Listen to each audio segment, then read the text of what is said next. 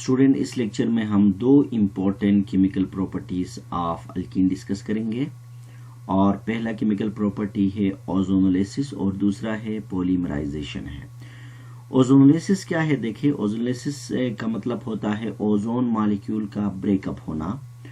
और ऐसे में ओजोनोलिसिस में हम दो इम्पोर्टेंट चीजों को स्टडी करेंगे। एक, हमारे पास कार्बन कार्बन डबल बॉन्ड यानी अनसैचुरेटेड कंपाउंड में position of carbon carbon double bond हम मालूम कर सकते हैं। और दूसरी बात, ओजोनोलिसिस की वजह से यानी इनमें से जो प्रोडक्ट हमें हासिल होंगे वो कार्बोनाइल कंपाउंड हमें हासिल होंगे। और कार्बोनाइल कंपाउंड का मतलब है कि एल्डिहाइड या कीटोन हमें मिलेंगे। अच्छा, रिएक्शन हमारे पास कुछ इस तरह से है। ये हमारे पास अल्कीन है, इसका पहला मेंबर है। और अल्कीन का पहला मेंबर हमारे पास इथीन होता है। और देखिए, ये जो इथीन है और ये ओजोन है, ये दोनों नॉन पोलर है। हमें पता है कि जब नॉन पोलर मॉलिक्यूल जब एक दूसरे के करीब जाते हैं तो नतीजे के तौर पर यानी इनके बीच में यानी इन मॉलिक्यूल के अंदर एक पोलराइजेबिलिटी पैदा होती है, मॉलिक्यूल पोलराइज हो जाते हैं। तो इसी तरह से जब अल्कीन ओजोन के करीब जाता है तो नतीजे के तौर पर जो है ओजोन जो होगा पोलराइज हो जाता है। पोलराइज का मतलब ओजोन के जो ऑक्सीजन होते हैं ये पार्शियली पॉजिटिव और पार्शियली नेगेटिव चार्ज में तब्दील हो जाते हैं। तो नतीजे के तौर पर जो अल्कीन का जो डबल बॉन्ड है, पाई बॉन्ड, जो कि एज न्यूक्लियोफाइल के तौर पर काम करेगी, तो यहाँ पाई बॉन्ड क्या करेगी, इस ऑक्सीजन पर अटैक करेगी। और ऑक्सीजन का जो नेगेटिव चार्ज है ये इथीन का जो है न्यूक्लियर जो है ना, इसका इलेक्ट्रॉन डिफिशन साइड पे अटैक करेगा। तो नतीजे के तौर पर इनके बीच में एक साइक्लिक कंपाउंड बनेगा और इस साइक्लिक कंपाउंड का नाम क्या है? मोलोजोनाइट कहते हैं। ये जो मोलोजोनाइट है ना, ये हाईली अनस्टेबल होता है। हाईली अनस्टेबल क्यों है? इसलिए होता है क्योंकि देखिए इनके अंदर ऑक्सीजन, 3 ऑक्सीजन बल्कि ग्रुप ये एक साइड में चले जाते हैं। तो नतीजे के तौर पर ऑक्सीजन एक बल्कि ग्रुप है, तो 3 ऑक्सीजन की वजह से इनके बीच में रिपल्जन होता है। और इस रिपल्जन के नतीजे में ये कंपाउंड, ये जो मोलोजोनाइट है, ये हाईली अनस्टेबल होता है। तो ऐसे में इनके बीच में क्या होता है, यानी यहाँ से बॉन्ड ब्रेक हो जाती है और यानी ये जो मोलोजोनाइट है इसके अंदर रीअरेंजमेंट होता है। अब इस रीअरेंजमेंट के नतीजे में यहाँ से बॉन्ड ब्रेक हो जाएगी तो ऑक्सीजन एटॉमिक फॉर्म में ऊपर शिफ्ट हो जाएगा अबव द प्लेन। और इसी तरह से हमारे पास जो एक कंपाउंड बनेगा और इस कंपाउंड का नाम क्या है? ओजोनाइट कहते हैं। अब फर्दर इसी ओजोनाइट के अंदर हम क्या करते हैं? वाटर प्लस जिंक डालते हैं।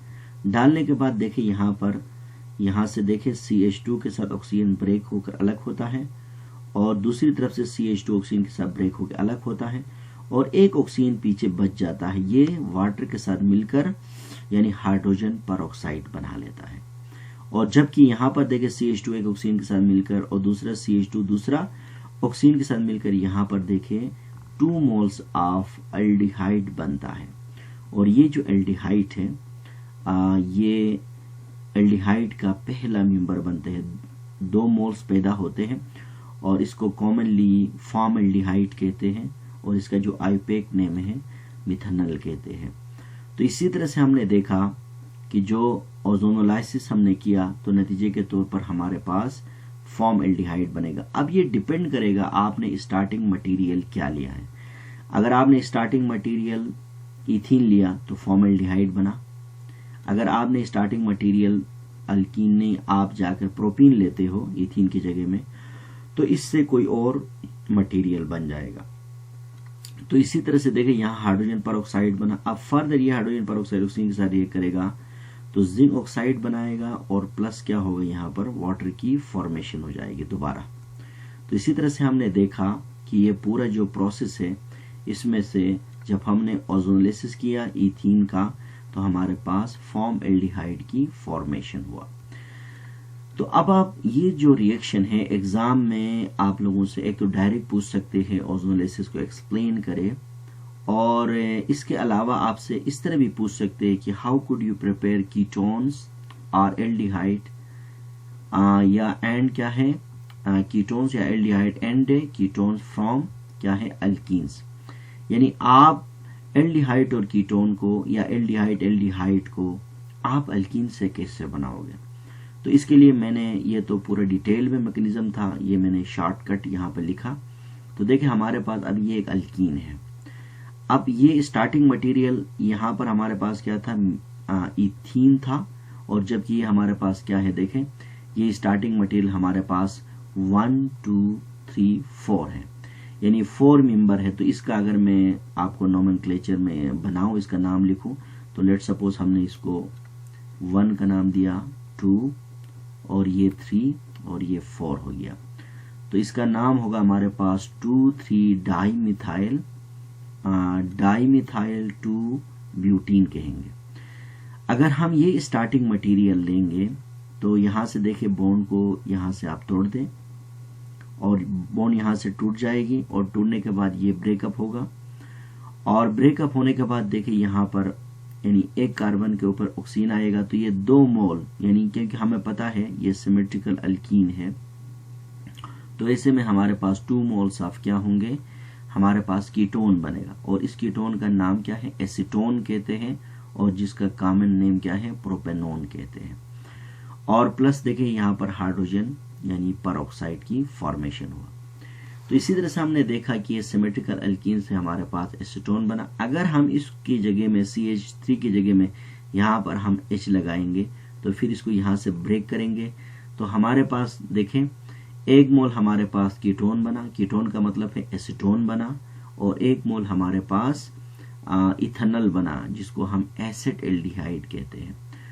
और इसी तरह से अगर हम यहाँ से देखें, अगर हम ये हाइड्रोजन इसी तरह ये रखें, यहाँ पर हम एक और हाइड्रोजन यहाँ पर CH3 की जगह में हाइड्रोजन लगाएं, और यहाँ से हम इसको 20 से काटें, तो हमारे पास देखें 2 मोल्स ऑफ एसिटाल्डिहाइड की फॉर्मेशन होंगे।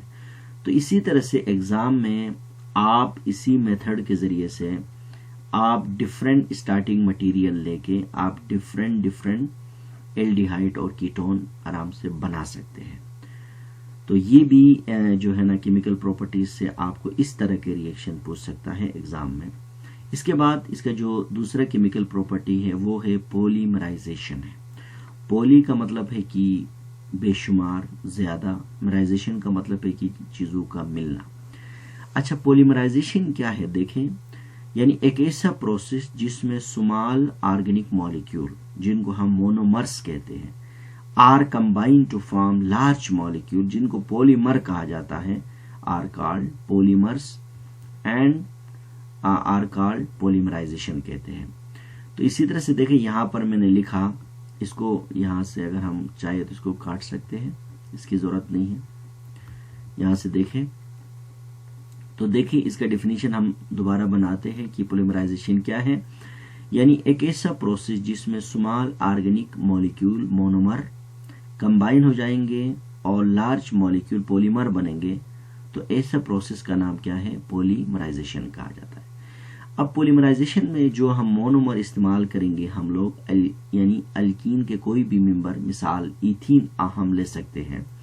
इथीन क्या है, एक पॉलीमर है। देखें पॉलीमराइजेशन के लिए कम से कम हमारे पास 1000 मतलब मोनोमर्स होना चाहिए, तभी क्या होगा, किसी भी मॉलिक्यूल के अंदर जब मोनोमर्स जुड़ेंगे, पॉलीमर बनाएंगे, तो उसको हम पॉलीमराइजेशन कहेंगे।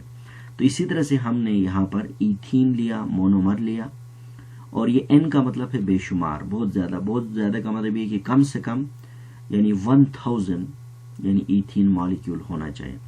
अब इसके लिए हमने क्या किया, देखिए हमने 400 डिग्री सेंटीग्रेड टेम्परेचर दिया और 100 atm प्रेशर दिया, और ट्रेसेस ऑफ ऑक्सीजन, यानी ऑक्सीजन बहुत ही कम मकदार में, कितना मकदार में रखा, 0.1% रखा। अच्छा, अब एक सवाल यहाँ ये भी बन सकता है, अगर ऑक्सीजन को ज्यादा मकदार में रखे तो क्या होगा। अगर हम ऑक्सीजन को ज्यादा मकदार में रखेंगे तो यहाँ पर कंबस्शन का अमल होगा, यानी कंपाउंड जलना शुरू करेगा, पॉलीमराइजेशन नहीं होगी। अगर लेट सपोज 0.1% भी नहीं रखे, हम कुछ भी नहीं रखे ऑक्सीजन, तो फिर वहां पर एक और प्रोसेस होगा जिसको हम पायरोलाइसिस कहते हैं, जो कि हमने आपको ऑर्गेनिक कंपाउंड में पढ़ाया था, और जिसको हम डिस्ट्रक्टिव डिस्टिलेशन भी कहते हैं।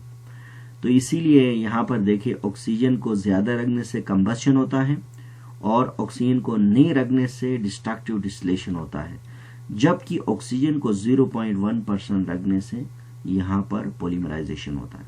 अब पॉलीमराइजेशन कैसा होता है, देखिए ये डबल बॉन्ड है, यहाँ से इलेक्ट्रॉन लेके इस तरफ शिफ्ट हुआ और ये इलेक्ट्रॉन लेके इधर शिफ्ट हुआ, तो यहाँ देखिए इनके बीच में, तो यहाँ से बेशुमार, इनका मतलब है बहुत सारे मतलब नंबर ऑफ मोनोमर जुड़ते जाते हैं, तो नतीजे के तौर पर पॉलीथीन की फॉर्मेशन होता है। पॉलीथीन ये प्लास्टिक के जो शॉपर्स होते हैं इनको हम पॉलीथीन कहते हैं, और इसका जो एक और नाम है इसको पॉलीइथाइलिन भी कहा जाता है।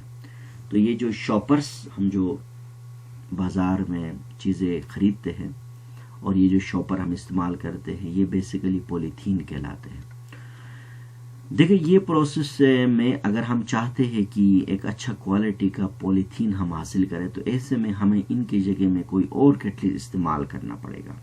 तो जैसे कि मैंने लिखा, a good quality of polythene can be prepared by using aluminium triethyl को, या हम टाइटेनियम टेट्राक्लोराइड को इस्तेमाल करके हम अच्छे क्वालिटी के प्लास्टिक के बैग्स बना सकते हैं। तो इसी तरह से एग्जाम में ये सवाल भी बहुत इंपॉर्टेंट है। और इसी तरह से देखिए हमने 2-3 लेक्चर्स के अंदर हमने यहाँ पर अल्कीन के केमिकल प्रॉपर्टीज पूरा डिस्कस की, और इन पूरे केमिकल प्रॉपर्टीज में हमने 8 केमिकल रिएक्शन पढ़ा।